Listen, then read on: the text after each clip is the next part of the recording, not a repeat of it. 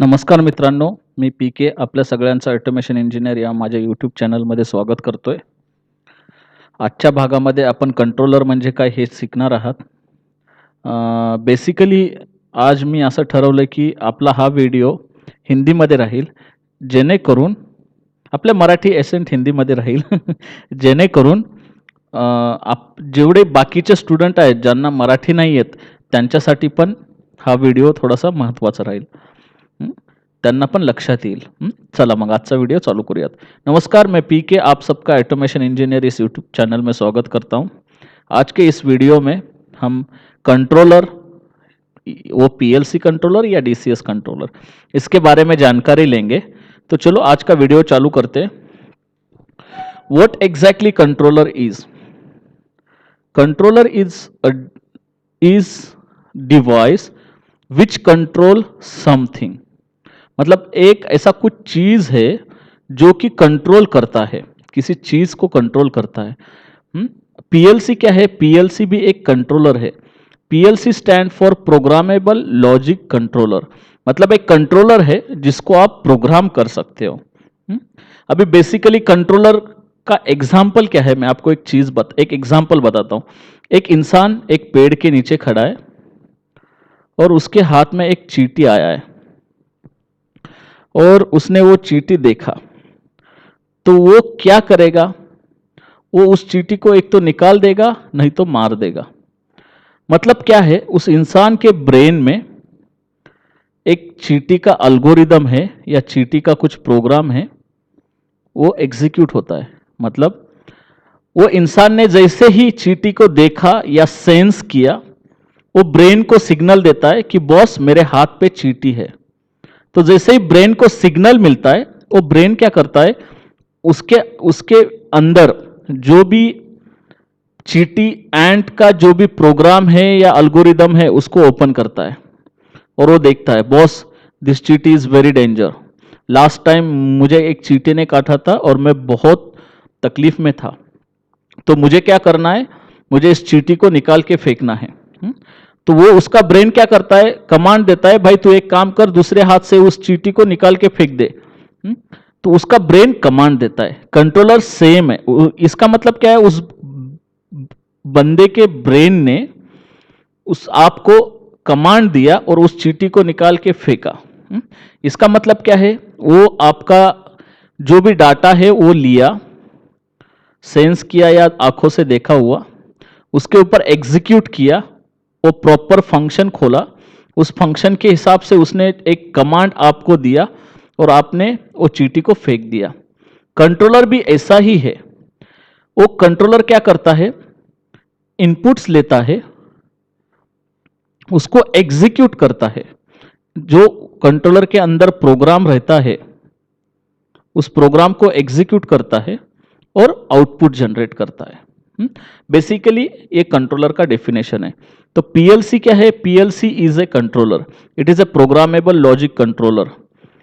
तो basically PLC का definition क्या होगा? Programmable logic controller is an industrial computer control system that continuously monitor the state of input. वो actually continuously input के states monitor करता रहता है and make decision based upon custom program. Custom program means उसके अंदर जो programme दिया है उसके प्रोग्राम के हिसाब से डिसीजन लेता है टू कंट्रोल द आउटपुट. मतलब कमांड देता है कि आउटपुट कंट्रोल करने के लिए. इतना आपको समझ में आया? ये है बेसिकली पीएलसी का डेफिनेशन. एक्चुअली मार्केट में डीसीएस भी अवेलेबल है, पीएलसी भी अवेलेबल है, बट आज के टॉपिक के लिए आप बस इतना याद रखिए कि डीसीएस और पीएलसी इन दोनों के बीच में ज़्यादा कुछ डिफरेंस नहीं है. डीसीएस अल्सो एक कंट्रोल सिस्टम है, कंट्रोलर है उसके अंदर, और पीएलसी अल्सो एक कंट्रोल सिस्टम है, उसके अंदर भी एक कंट्रोलर है. तो डीसीएस क्या है? Distributed control system. मतलब अभी फॉर एग्जांपल आपके पास एक प्रोसेस है, वो बहुत बड़ा प्रोसेस है, थोड़ा सा कॉम्प्लिकेटेड है. उस प्रोसेस को आप पीएलसी से कंट्रोल करना चाहते हो, आप कर सकते हो. मे बी फॉर एग्जांपल, मैं एग्जांपल के तौर पे आपको बता रहा हूं, उस प्रोसेस को कंट्रोल करने के लिए आपको 100 पीएलसी लगेगा. बिकॉज प्रोसेस बहुत बड़ा है।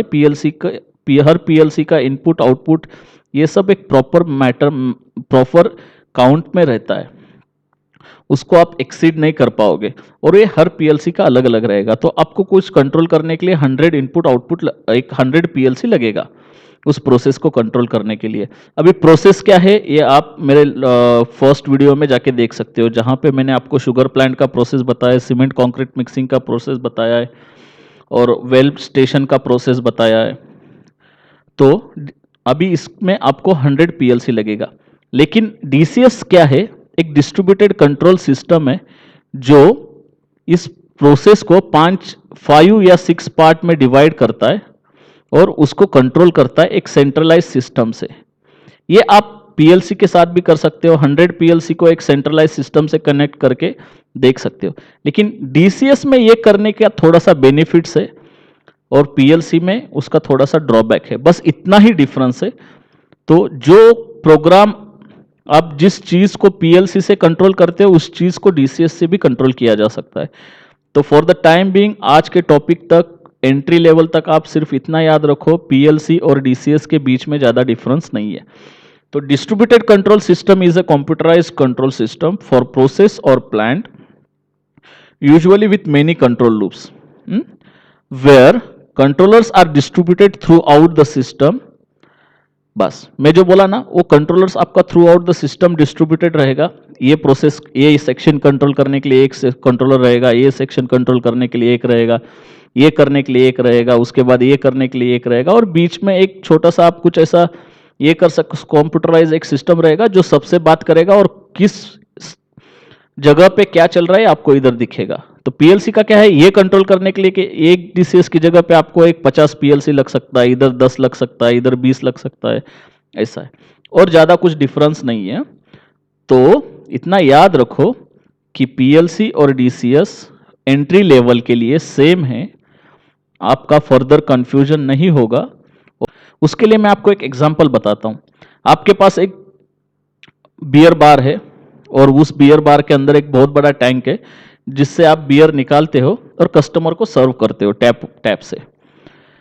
अभी आपका ऐसा सिचुएशन आया कि कस्टमर ज्यादा है और आपका जो टैंक है उसमें से लेवल बियर का कम हुआ, तो आपको फिर से बियर रिफ्यूल करना पड़ेगा।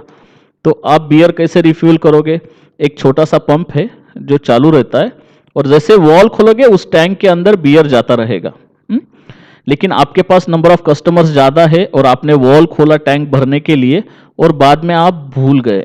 जैसे देखो, ये बंदा अभी बियर का वॉल, इसका लेवल नीचे जा रहा है, इसने बियर का फील टैंक भरने के लिए वॉल चालू कर दिया, वो लेवल बढ़ता जाएगा, लेकिन उसने भूल गया, तो क्या होगा, ओवरफ्लो होके उसका बहुत बड़ा लॉस होगा। तो उसको अवॉइड करने के लिए हम ऑटोमेशन कर सकते हैं। कैसे? एक लेवल सेंसर लगाएंगे ऑन द टॉप और एक पंप लगाएंगे, जो पंप कंट्रोलर के साथ कनेक्टेड करेगा, लेवल सेंसर भी कंट्रोलर के साथ कनेक्ट करेंगे। तो क्या होता है, वो जैसे ही लेवल एक नीचे गया, उसको वो लेवल फिलअप करना है, तो बंदा क्या करेगा, सिर्फ पंप चालू करेगा। जैसे पंप चालू किया, पंप से बियर अंदर जाएगा, नीचे गिरता रहेगा। जैसे ही टैंक वो लेवल सेंसर को क्रॉस किया, इसका मतलब वो सेंस करेगा कि बॉस अभी ओवरफ्लो होने वाला है, पंप बंद हो जा, तो पंप बंद हो जाएगा। मतलब क्या होगा, एक छोटा सा कंट्रोलर है जिस कंट्रोलर को उसने लेवल सेंसर जो है वो एज ए इनपुट दिया है, और उससे क्या किया है, जो पंप है ना उसको ऑन ऑफ किया है। तो ये पीएलसी है, और सेम चीज आप डीसीएस से भी कंट्रोल कर सकते हो। इसका फायदा क्या है, उसका बियर कम जाएगा, वेस्टेज नहीं होगा, उसका पैसा बचेगा, उसका टाइम बचेगा, उसका टेंशन बचेगा। ये सब चीजें हैं पीएलसी के। तो अभी ये यहां तक आपको एग्जाम्पल के साथ समझ में आया। अभी हम आगे जाते हैं। अभी मैं आपको और एक एग्जाम्पल देता हूं, पता चलेगा कि पीएलसी काम कैसे करता है। आपके घर में आपने देखा होगा, ऊपर टेरेस पे या छत पे जाने के लिए स्टेयर्स रहता है, और स्टेयर में एक बल्ब लगा रहता है। इधर एक स्विच रहता है इलेक्ट्रिकल, इधर एक स्विच रहता है। जिस बंदे को ऊपर जाना है वो क्या करता है, इधर का स्विच प्रेस करता है, बल्ब ऑन होता है, इधर आता है, इधर का स्विच प्रेस करता है, बल्ब बंद होता है। किसी को नीचे आना है तो क्या करेगा, वो इधर से बटन स्विच प्रेस करेगा, बल्ब ऑन होगा, नीचे आएगा, इधर से स्विच प्रेस करेगा, बल्ब बंद हो जाएगा। ये है इलेक्ट्रिकल सर्किट का वर्किंग प्रिंसिपल। Working style. अभी इसको हम ऑटोमेशन से कैसे कर सकते हैं? हम उस बल्ब के साथ एक मोशन सेंसर कनेक्ट करेंगे। जो मोशन सेंसर क्या करेगा, आपके इस एरिया में जो भी मोशन होगा वो डिटेक्ट करेगा और बल्ब को बता देगा।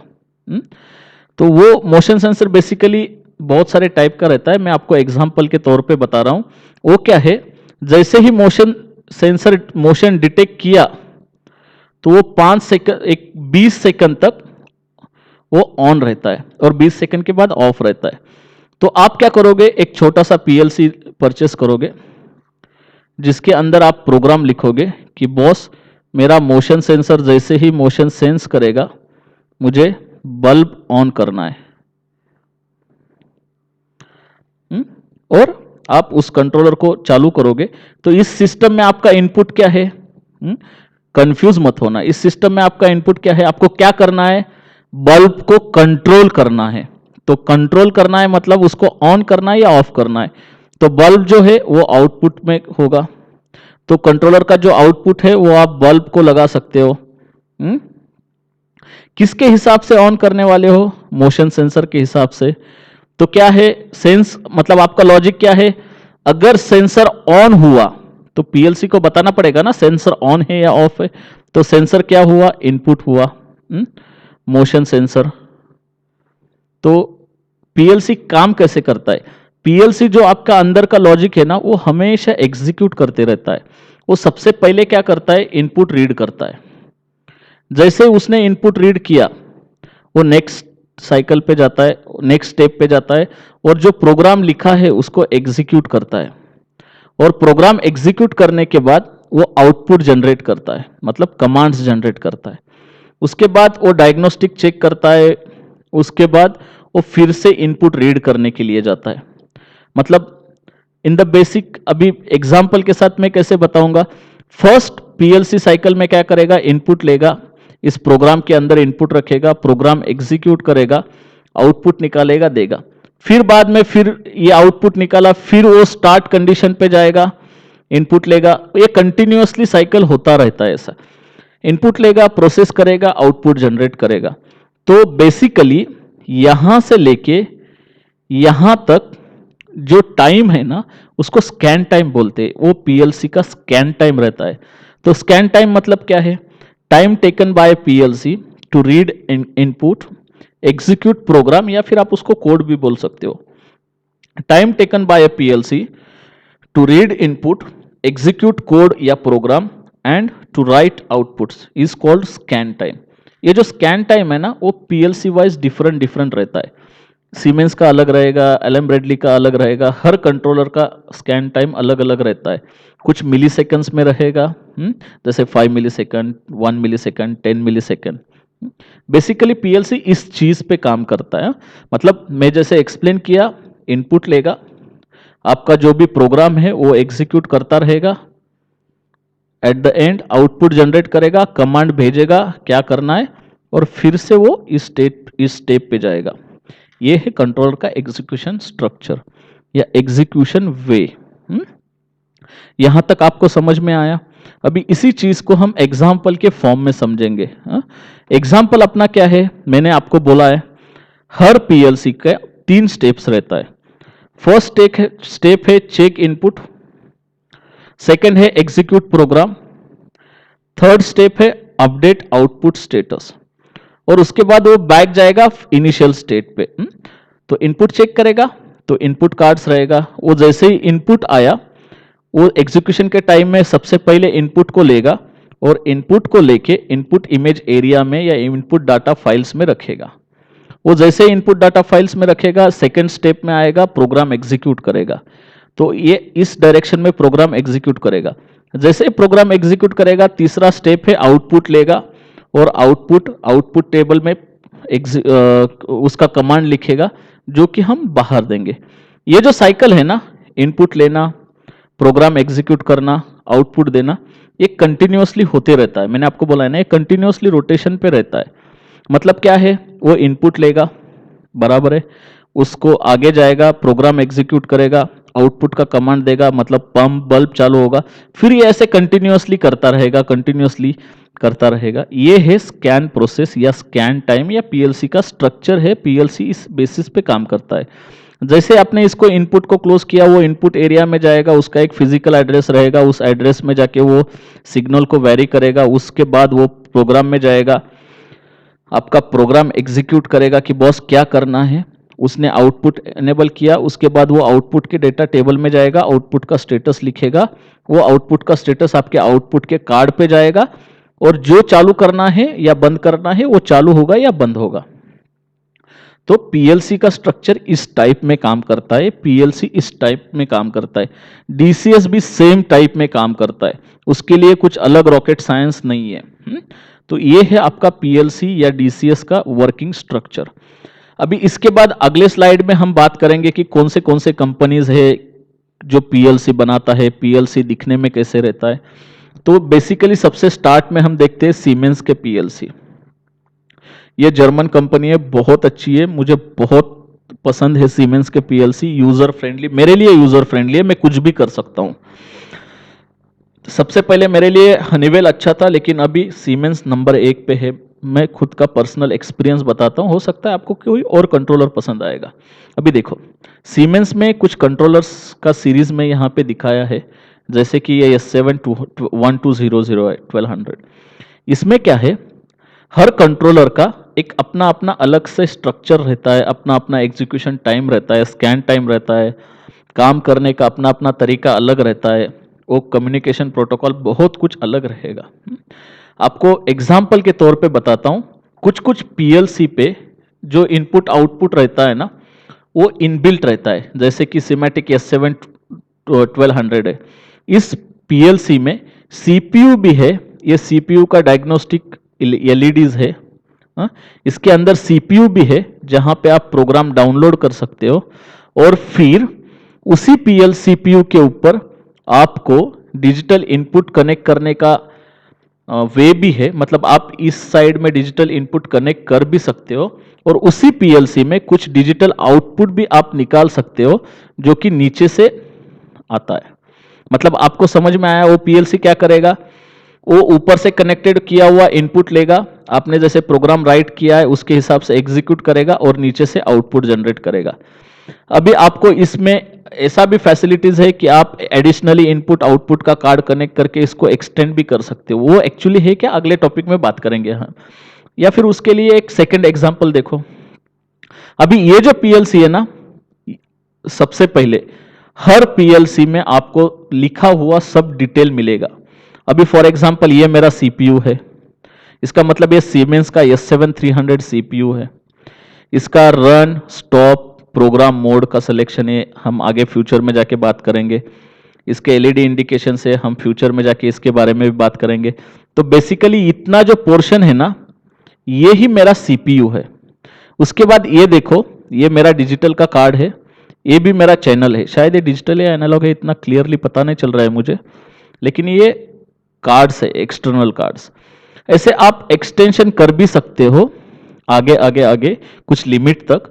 तो वो सीपीयू क्या करता है, आपने जितना भी कनेक्टेड किया हुआ कार्ड है, जो भी सिस्टम है, रिमोटली भी कनेक्ट कर सकते हो, हम आगे बात करेंगे रिमोटली मतलब क्या है। वो सब इनपुट्स प्रोग्राम के अंदर लेगा।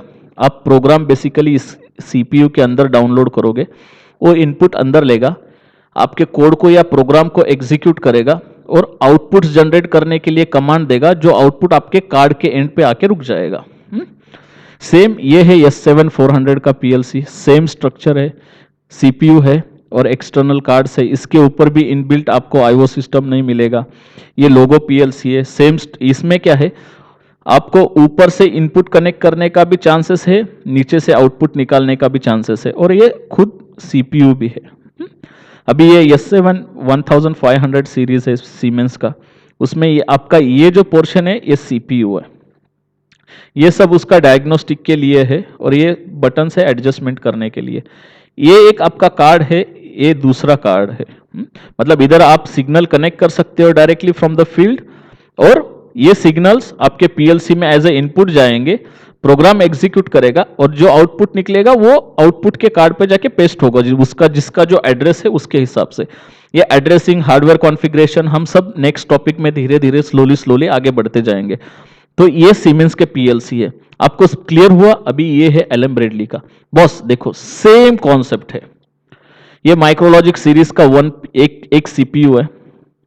यहाँ पे डायग्नोस्टिक देखने के लिए आपको डिस्प्ले है छोटा सा, यहाँ पे उसका इंडिकेशंस है, नेविगेशन करने के लिए एरो है, यहाँ से आप प्रोग्राम डाउनलोड भी कर सकते हो। शायद इधर से भी, हर एक सीपीयू का अलग अलग रहेगा कहाँ से डाउनलोड करना है, कैसे डाउनलोड करना है। और ये जो है ना, ये आपका इनपुट आउटपुट का चैनल कनेक्शन करने के लिए चैनल्स है, ये भी इनपुट आउटपुट कनेक्ट, तो इसका मतलब इसके ऊपर इनबिल्ट है।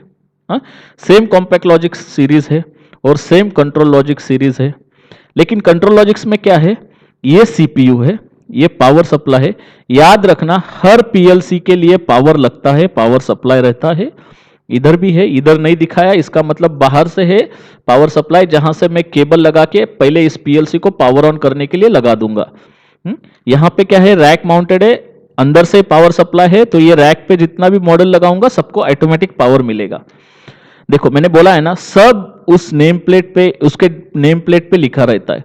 ये मेरा सीपीयू है, ये प्रोफिसॉफ्ट और इथरनेट के कार्ड से, अभी इसके ऊपर ज्यादा ध्यान मत दो।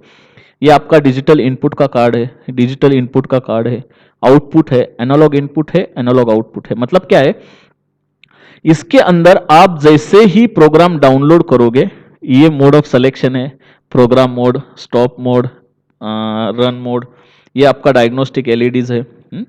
तो जैसे आप इसके अंदर प्रोग्राम डाउनलोड करोगे, वो क्या करेगा, इनपुट के कार्ड से इनपुट सब इनपुट लेगा, जो कि आपके इनपुट एरिया में रखेगा, इनपुट टेबल में रखेगा, प्रोग्राम को एग्जीक्यूट करेगा, उसके हिसाब से कुछ कमांड्स जनरेट करेगा, आउटपुट जनरेट करेगा, वो सीधा आउटपुट आपके आउटपुट कार्ड में देगा। मतलब जैसे यहां पे एक देगा और एनालॉग आउटपुट के कार्ड में जाएगा। ये बेसिकली पीएलसी एलएम ब्रेडली के है। आपको जस्ट क्लियर तो पता चला ना पीएलसी मतलब दिखता कैसे है, कुछ रॉकेट साइंस नहीं है इसके पीछे। अभी नेक्स्ट हम हनीवेल के कंट्रोलर्स के लिए बात करते हैं। सेम हनीवेल का C200 C200E कंट्रोलर्स है, सेफ्टी मैनेजर है, हाइब्रिड कंट्रोलर है जिसको HC900 बोलते हैं, उसमें C70 C70R C30 अलग अलग टाइप का सीरीज है। मास्टर लॉजिक का PLC है, जैसे ML200 आएगा आपका, उसका C300 DCS मतलब कंट्रोलर है। तो बेसिकली इधर इसका थोड़ा सा कॉन्फ़िगरेशन अलग रहता है, ये जब हनीवेल के टॉपिक में जाएंगे मैं आपको एक्सप्लेन करूंगा। बेसिकली मैं हनीवेल C200 C200E और C300 HC900 के साथ काम किया है। मेरा स्टार्टिंग जॉब इसी हनीवेल कंट्रोलर पे ही था। तो ये हनीवेल के कंट्रोलर है, दिखने में कुछ ऐसे दिखते हैं, सेम कॉन्सेप्ट है, सबको पावर लगेगा। फॉर एग्जांपल यहाँ पे C200 रैक स्लॉट में ये मेरा पावर सप्लाई है, ये FTE भी है, ये कंट्रोलर है। उसके बाद शायद ये IO कार्ड्स लगाया हुआ है, लेकिन अगर वो रिडंडेंसी नेटवर्क है तो आपको इधर रिडंडेंट नेटवर्क आएगा, IO लिंक A आएगा, IO लिंक B आएगा, ऐसा बहुत सारा टाइप रहता है, मतलब बहुत सारा वेज है। ये CPU C300 का है, ये सिर्फ CPU है, इसके ऊपर आप ये कनेक्ट नहीं कर पाओगे। ये इसको कहते हैं आयोटा। ये है आपका मॉड्यूल, CPU मॉड्यूल। ये आपके पोर्ट्स है जहाँ से आप कम्युनिकेशन कर सकते हो, डाउनलोड कर सकते हो। एक इसका मास्टर लॉजिक का यही सेम कॉन्सेप्ट है। सेफ्टी मैनेजर का भी सेम कॉन्सेप्ट है, HC900 का भी सेम कॉन्सेप्ट है, बस दिखने में अलग अलग है। मतलब इन द फॉर्म, आप कपड़े लेने गए मार्केट में तो टी शर्ट आपको पोलो का भी मिलेगा, लिवाइस का भी मिलेगा, आदिदास का भी मिलेगा। कॉन्सेप्ट एक ही है, टी शर्ट है, उसको पहनने का तरीका एक ही है, बट अलग अलग दिखता है, कपड़ा अलग अलग है। उस टर्म्स में कंट्रोलर सेम चीज करता है, बस अलग अलग दिखता है। किसी का कॉन्सेप्ट अलग रहेगा, कोई लॉजिक अलग लिखता है, कोई लैडर को सपोर्ट करता है, कोई FBD को सपोर्ट करता है, कोई ग्राफ्स को, कोई SCL को, कोई STL को। ये क्या क्या है हम धीरे धीरे बात करेंगे। अभी बेसिकली ये स्लाइड में दिखाया है सिर्फ आपको कंट्रोलर कौन से कंपनी का है ये बताने के लिए। मेरे पास 50 से 60 के बीच में कंपनी का लिस्ट है, उसके हेड क्वार्टर के साथ जो PLCs बनाता है। तो जैसे कि ABB, ये PLC भी बनाता है, DCS भी बनाता है, इमर्सन सेम है, योकोगावा सेम है, लेकिन आप रेनो का पीएलसी पाओगे, जीआईसी का पीएलसी पाओगे, जीई फानुक का पाओगे, मेसन का, वैगो का, सलेक का, मित्सुबिशी, डेल्टा, B&R, आरएस, ये सब कंपनीज है जो पीएलसी बनाता है। इसमें आप यकीन नहीं करोगे, इसमें 4 ऐसा इंडियन कंपनीज है जो पीएलसी बनाता है। उसमें रेन्यू है, जीआईसी है, आरएस एंटरप्राइज है, मैसंग है। सेलेक्ट के बारे में थोड़ा सा डाउट है, मैं काम किया है, मुझे ऐसा लगता है कि ये हेड ऑफिस बॉम्बे में है, ये इंडियन है, लेकिन मैं भी सस्पेक्ट इंडिया का है या जर्मनी का है, मैं चेक करके आपको बता देता हूं। लेकिन ये श्योर है जो रेनो का पीएलसी है वो पुणे में बनता है, जीआईसी का जो पीएलसी है वो पुणे में बनता है, आरएस एंटरप्राइज जो है वो चेन्नई में है, और मैसंग भी मेरे हिसाब से शायद पुणे में ही कहीं बनता है। मेरा करियर पुणे से स्टार्ट हुआ है, मैं महाराष्ट्रनी हूँ और मेरा सिटी पूना ही, मतलब मैं वैसे देखा जाएगा तो मराठवाड़ा से आता हूँ, लेकिन मेरा करियर स्टार्ट पूना सिटी में हुआ है। तो ये चीज़ सुन के मुझे बहुत अच्छा लगता है, बॉस रेनू अब मेरे पुणे सिटी का है। तो बस आपको ये चीज़ बताने के लिए कंट्रोलर के बारे में बताया है। अभी याद रखना, कंट्रोलर मतलब कुछ रॉकेट साइंस नहीं है, एक छोटा सा डिवाइस है जिसके अंदर आप प्रोग्राम कर सकते हो आपके हिसाब से। वो डिवाइस इनपुट लेता है, उसको स्कैन करता है, आउटपुट जनरेट करता है और आपका प्रोग्राम, आपका फील्ड में डिवाइस कंट्रोल करता है। ये हुआ कंट्रोलर बेसिकली। अभी नेक्स्ट टॉपिक में हम HMI क्या है, कैसे काम करता है, ऐसे ही छोटे से शॉर्ट वीडियो में समझ लेंगे। उसके बाद हम स्लोली डीपली जाना चालू करेंगे। तो आज के कंट्रोलर टॉपिक में अगर आपको कुछ प्रॉब्लम है, कुछ डाउट है, कुछ क्वेश्चंस आया है या कोई पॉइंट क्लियर नहीं हुआ, आप लोग मुझे कमेंट कर सकते हो। मैं कमेंट में आपका मेल आईडी डालना भूलना मत, मैं आपका डाउट मेल थ्रू क्लियर करने का ट्राई करूंगा। मैं मैक्स प्रॉब्ली हर कमेंट रीड करने का ट्राई करूंगा। और दूसरा, सबसे ज़रूरी चीज़, basically I am automation engineer, I am not teacher by profession. तो मेरा लैंग्वेज उतना फ्लुएंटली नहीं होगा, पहली चीज़। दूसरी चीज़, आप बहुत ज़्यादा मराठी कमांड मेरे लैंग्वेज के ऊपर महसूस करोगे। तो कुछ चीज़ें जो है मेरे हाथ से मिस्टेक हुआ है उसको भूल जाओ, मुझे उसके लिए क्षमा कर दो। अगर आपको मेरा वीडियो पसंद आया, कमेंट करना, लाइक करना, शेयर करना, सब्सक्राइब करना, मेरा चैनल भूलना मत, जो कि मुझे प्रेरणा देगा आपको नए नए वीडियो बनाने का, नए नए अलग अंदाज स्टाइल में बनाने का। तो नेक्स्ट टॉपिक में हम HMI के बारे में जानने के लिए मिलते हैं कल। तब तक के लिए सेफ रहो, stay safe, stay healthy, stay fit. Thank you very much, bye bye.